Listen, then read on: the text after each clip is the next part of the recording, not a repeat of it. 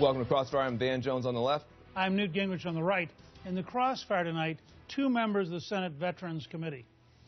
Two sad stories emerged from President Obama's embarrassing news conference today.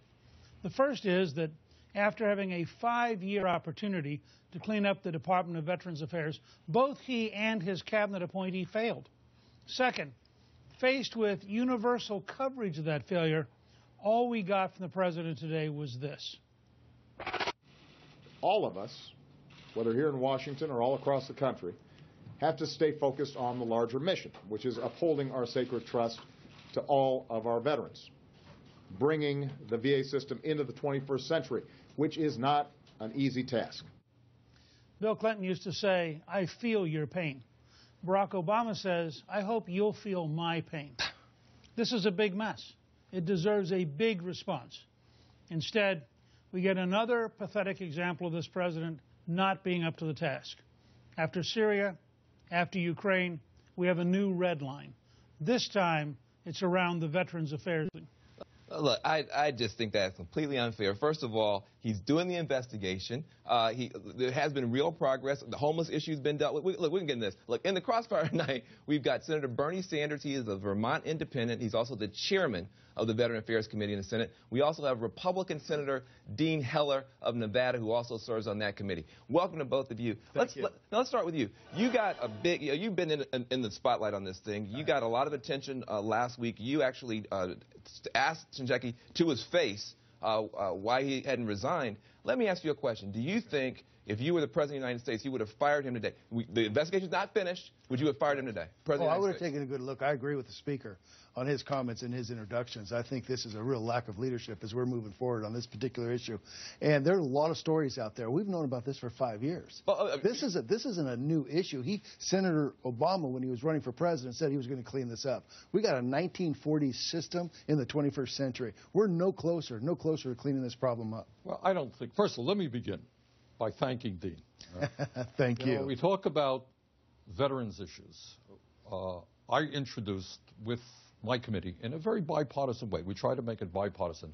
The most comprehensive veterans legislation introduced in the last 20 years. It was supported by the American Legion, the VFW, the DAV, all of the veterans organizations. Brought it to the floor. I want to thank Dean very much. There were 2 Republicans who supported it. Dean Heller was one, and Senator Moran of Kansas was the other. And we only got 56 votes. We need 60 to overcome a Republican filibuster. And we're going to move forward on that, but I do want to thank Dean for his support of that important legislation. Now, let's talk about the VA for a second. Does anyone here think the VA is perfect? I don't think so.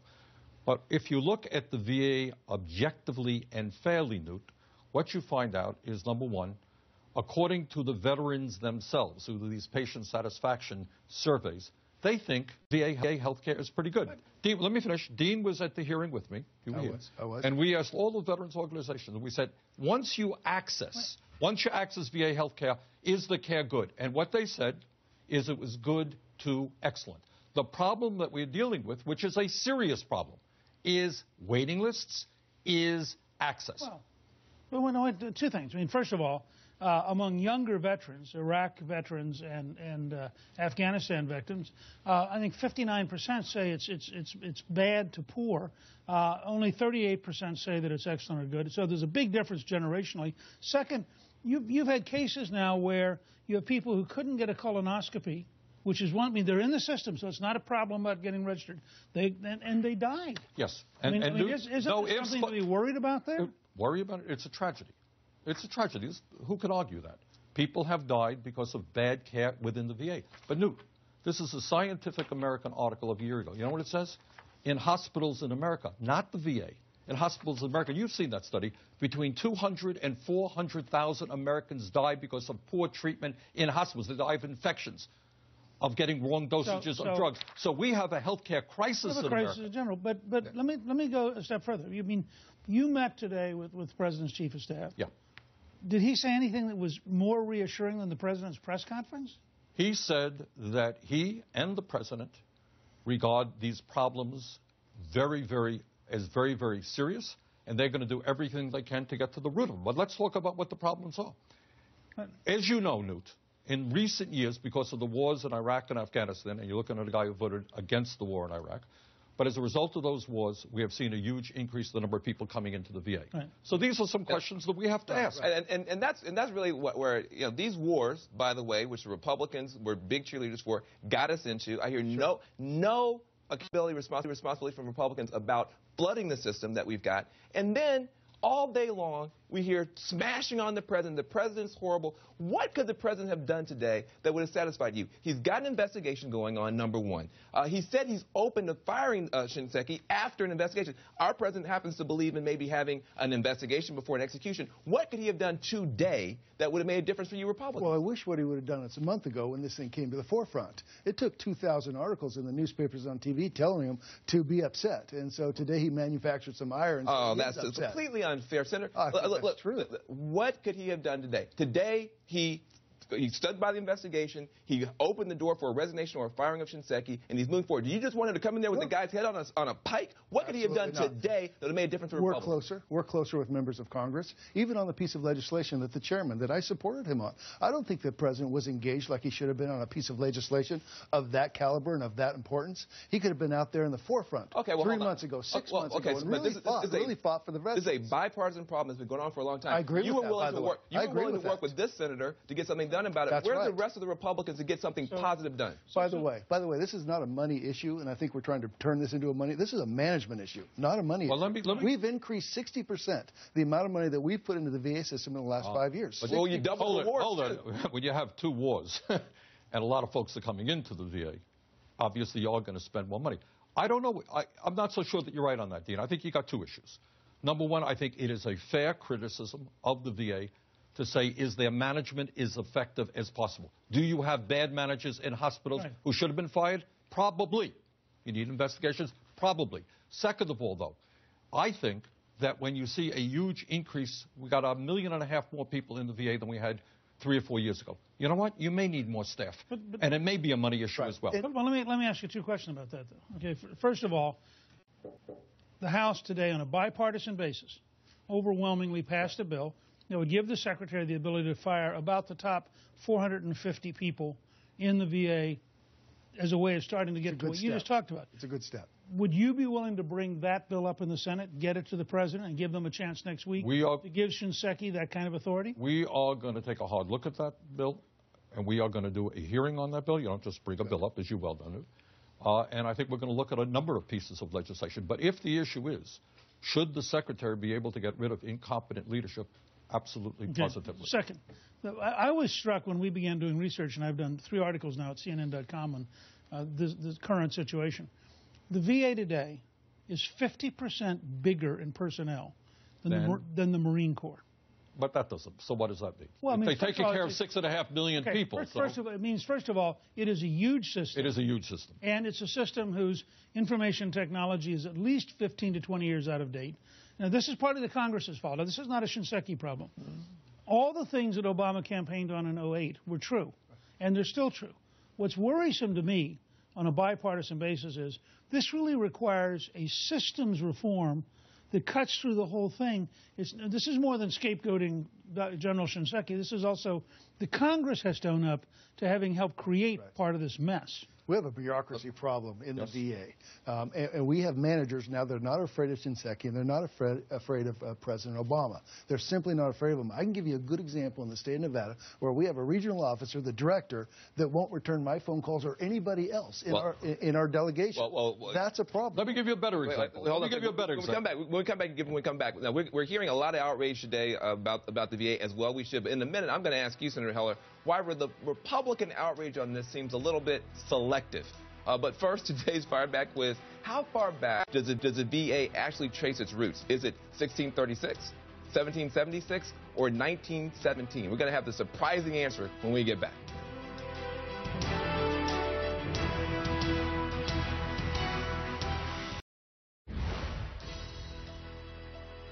Welcome back. Now, the answer to our Crossfire quiz. The VA actually traces its roots back to 1636, when the Pilgrims passed a law saying that disabled soldiers would be supported by the entire Plymouth colony. So that was then. Today, there's an awful lot of outrage about this growing scandal at the VA, as well there should be. But for some Republicans, this outrage seems to me to be highly selective. Now, look, Democrats are outraged whenever any sick American can't visit a doctor. So, for instance, when a greedy private company keeps people from seeing a doctor because that's how they maximize their profits, or when Republican governors blockade the Medicaid expansion, making it impossible for 20 million working Americans to see doctors, which is happening today, or when bureaucrats conspire to keep our veterans from seeing doctors. Of course, Democrats are outraged because we're consistent.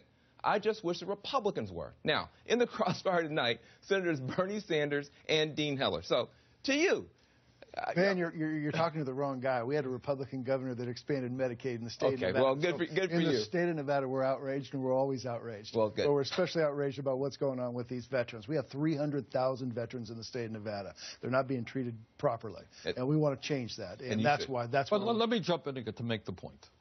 We all recognize that there are problems with the VA. I don't think you want to throw the baby out with the bathwater. That's good, and you're making my point, which I want to come back to you, sir. Yeah. There are Republicans now who seem to be intent on doing exactly that, throwing the baby out with the bathwater. You have Republicans now saying that they want to use this crisis, exploit it, to introduce vouchers and to begin to voucherize the system. Isn't this a situation where some Republicans are going to exploit this thing and bring in vouchers? Are you guys trying to fix the VA, or are you trying to kill it? First of all, that's not accurate.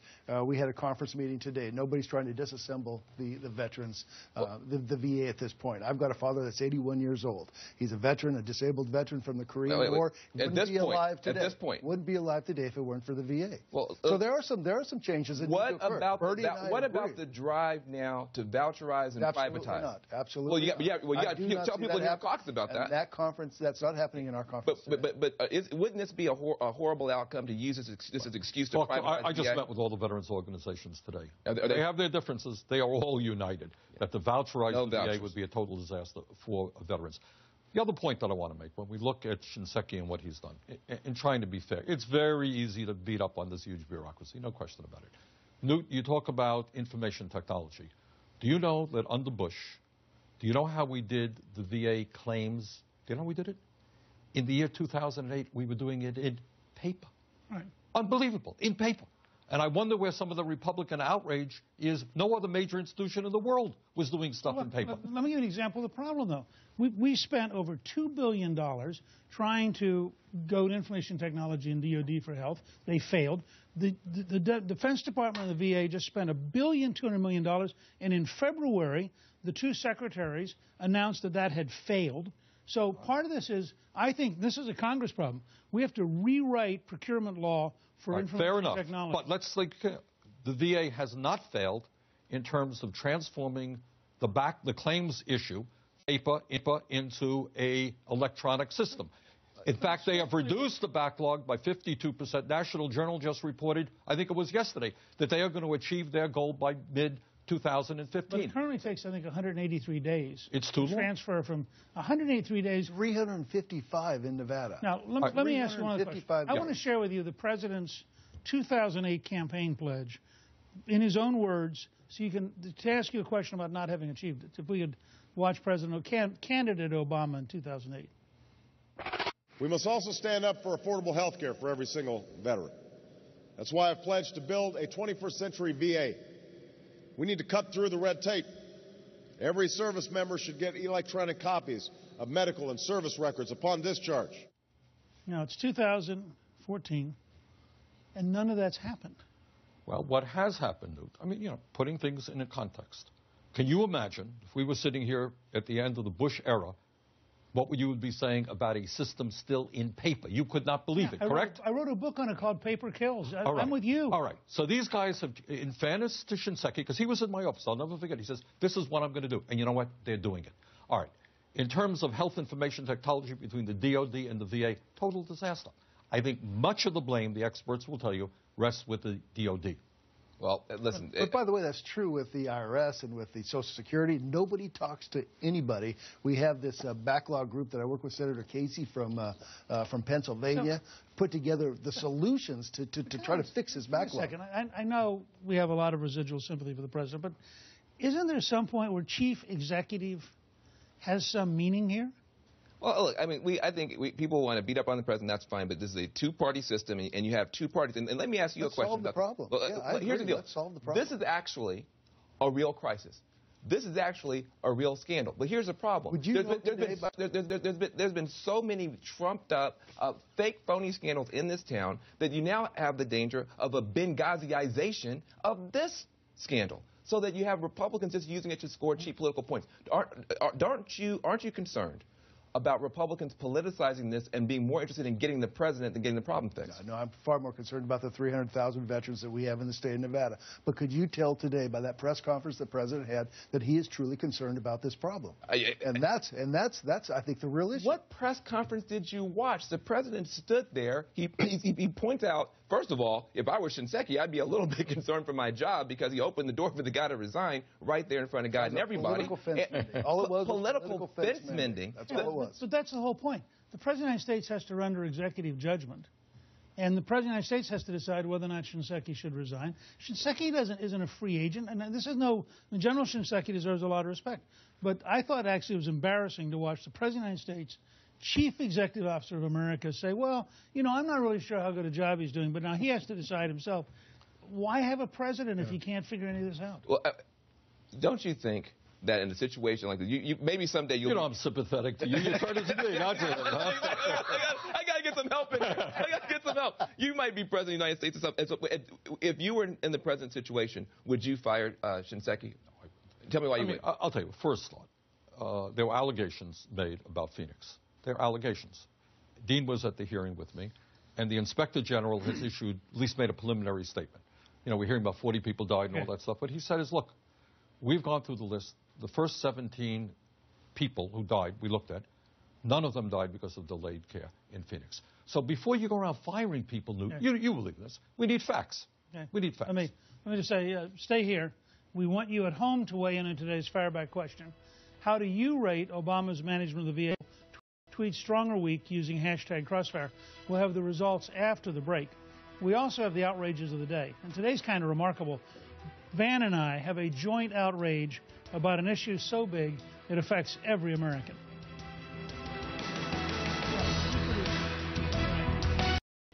We were outraged to hear that New York City spends $168,000 a year to keep each prisoner hired at Rikers Island. For the same money, you could send every one of them to Yale for 3 years. You have a system today that says it's perfectly reasonable to spend $168,000 a year warehousing people who have an 80% chance of going back to prison once they're released. Now, I am not for the very violent ever getting out of prison, but I'm also against spending $168,000 a year on prisoners. You need creativity, and we're beginning to see creativity. Earlier today, I attended a conference called Right on Crime. People from state after state came with good ideas about prison reform. I'm glad to hear it, and I actually agree with you on this one, Newt, 100%.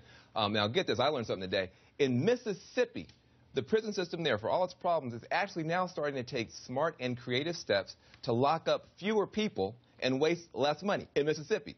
Meanwhile, here's my outrage. In my beloved state of California, we're spending more money on prisons, more money than we're spending on higher education. Spending is so out of control in California now that a dime out of every state dollar is going to prisons that don't even work. Now, California Governor Jerry Brown could be as forward-leaning and progressive as Mississippi, but instead, he's actually resisting court orders to reform. He wants to double down. He wants to build even more prisons, private prisons. Now, get this. Mississippi is now smarter than California on prison reform? Come on, Democrats. That is outrageous. And you can read more in our joint op-ed at CNN.com. Yeah. Let's check on our Fireback results. How do you rate Obama's management of the VA scandal? Right now, 32% of you say strong, 68% say weak. How would you two have voted? Brutal. Well, let me just say this. We have, and I hope we all agree, we have a moral responsibility to people who have put their lives on the line to defend us, and in many cases have really suffered, as well as their families. Sir. I agree with the results. Oh, that's terrible. Well, I want to thank Senators Bernie Sanders and Dean Heller. The debate will continue online at CNN.com/Crossfire, as well as on Facebook and Twitter. Come on, Obama folks, get in this debate. From the left, I'm Van Jones. From the right, I'm Newt Gingrich. Join us tomorrow for another edition of Crossfire. Aaron Burnett Out Front starts right now.